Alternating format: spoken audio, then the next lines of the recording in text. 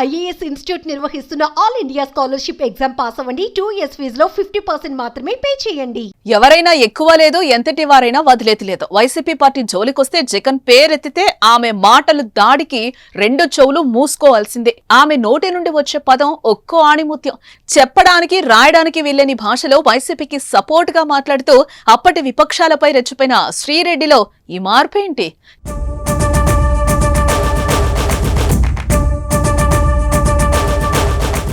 కేసులకు భయపడుతున్నారా? నిజంగానే పశ్చాత్తాపం చెందుతున్నారా? ఆమె మాత్రం మారాను అంటున్నారు, తప్పు తెలిసింది అంటున్నారు, క్షమించమని వేడుకుంటున్నారు.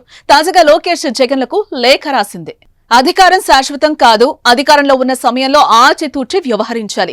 ఆడిన మాట చేసిన పని ఆలోచించి చేయాలి కదా, లేకపోతే కష్టాలు కేసులు తప్పో. మరి ఏ పార్టీకి చెందిన వారైనా ఇదే పరిస్థితి. ఇప్పుడు కూటమి ప్రభుత్వం అధికారంలోకి రావడంతో వైసీపీని కేసులు వెంటాడుతున్నాయి. ముఖ్యంగా జగన్ హయాంలో సోషల్ మీడియా వేదికగా రెచ్చిపోయిన వారి లిస్ట్ ను వెతికి మరీ కేసులు పెడుతున్నారు. గ్రామ స్థాయి నుంచి రాష్ట్ర స్థాయి వరకు ఎవరిని వదలటం లేదు. ఇలాంటి టైంలో శ్రీరెడ్డి టార్గెట్ అయ్యారు. ఆమె చేసిన వ్యాఖ్యలు మాటలను మర్చిపోని టీడీపీ జనసేన శ్రేణులు ఆమెపై ఇప్పుడు కేసులు పెట్టారు. దీంతో శ్రీరెడ్డి తాను చేసిన తప్పు ఇప్పుడు తెలిసొస్తోందని అంటున్నారు. దీంతో శ్రీరెడ్డికి తాను చేసిన తప్పు ఇప్పుడు తెలిసొస్తోందని అంటోంది. ఇప్పటికే సారీల పర్వం మొదలుపెట్టిన ఆమె తాజాగా 2 లేఖలు రాశారు. మొదటి లేఖను లోకేష్ అన్నకు విజ్ఞప్తి అంటూ మొదలుపెట్టిన ఆమె, తాను పుట్టింది గోదావరి అయినా పెరిగింది మొత్తం విజయవాడ పరిసరాల్లో, నాకు మీ కమ్యూనిటీ వాళ్లే ఎక్కువ మంది స్నేహితులున్నారు. ఈ విషయాన్ని పలుమార్లు చెప్పాను కూడా. అమరావతి రాజధానిగా రావటం తన కుటుంబ సభ్యులను ఎంతో సంతోషం వ్యక్తం చేశారు. తమకున్న అరకొర సొంత ఇల్లు రేట్లు పెరిగాయి. దీంతో తమ పేరెంట్స్ టీడీపీకే ఓటు వేశారు. మీతో నేరుగా మాట్లాడమని తన కుటుంబ సభ్యులు చెప్పారని, అయినా తనకు అంత స్థాయి లేదని చెప్తూ ఈ ఓపెన్ లెటర్ రాశాను. నా తప్పిప్పుడు తెలిసింది. ఇంతకాలం ఎంతమంది మనోభావాలు దెబ్బతీశాను. అందుకే ముందుగా చంద్రబాబు, లోకేష్, వారి కుటుంబ సభ్యులకు, హోమ్ మినిస్టర్ కు, TV5, ఆంధ్రజ్యోతి, ITDP, టీడీపీ కార్యకర్తలకు, సోషల్ మీడియాకి, 99, ప్రైమ్ టీవీ, పవన్ కళ్యాణ్, వీర మహిళలకు తన క్షమాపణలు చెప్తున్నాను. ఇప్పటి పరిస్థితుల నుంచి జారుకోవడానికి ఈ లేఖ కాదని, భవిష్యత్తులో వైసీపీ అధికారంలోకి వస్తే తన బుద్ధి వంకర అవుతుందని అనుకోవద్దు.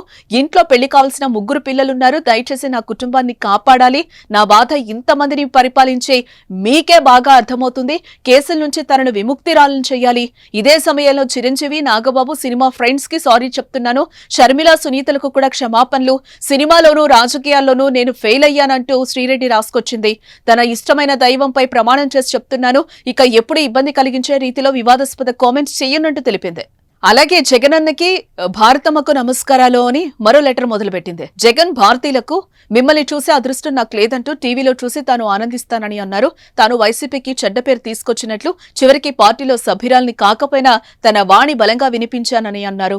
తాను వైసీపీ సభ్యురాల్ని కానప్పటికీ సాక్షిలో పనిచేసినప్పటి నుంచి జగన్ భారతీయులపై గౌరవ మర్యాదలు ఏర్పడ్డాయని, ఒకప్పుడు పార్టీ ఎన్నో వ్యయ ప్రయాసాలకు వచ్చి అధికారంలోకి వచ్చిందని, ఇప్పుడు తిరిగి కష్టకాలంలో పడిందని అన్నారు. తన పాపం మీకు అంటొద్దని, తాను చేసిన పనులు మిమ్మల్ని ఎంతగా బాధ పెట్టాయో అర్థం చేసుకోగలనని అన్నారు. అయితే తన వ్యాఖ్యలతో పార్టీకి నష్టం జరుగుతుందని తాను అనుకోలేదని, ఇప్పుడు అసలు విషయాన్ని గ్రహించి పార్టీకి, పార్టీ కార్యకర్తలకు దూరంగా ఉండాలని నిర్ణయించుకున్నట్లుగా తెలిపి ఇట్లు మీ శ్రీరెడ్డి అని లేఖను ముగించింది. సొంత దస్తూరితో శ్రీరెడ్డి రాసిన ఈ 2 లెటర్లు ఏపీ రాజకీయాలు ఇప్పుడు చర్చనీయాంశమయ్యాయి. మరి లోకేష్ క్షమిస్తారా? టీడీపీ జనసేన శ్రేణుల రియాక్షన్ ఏంటి అన్నది చూడాలి.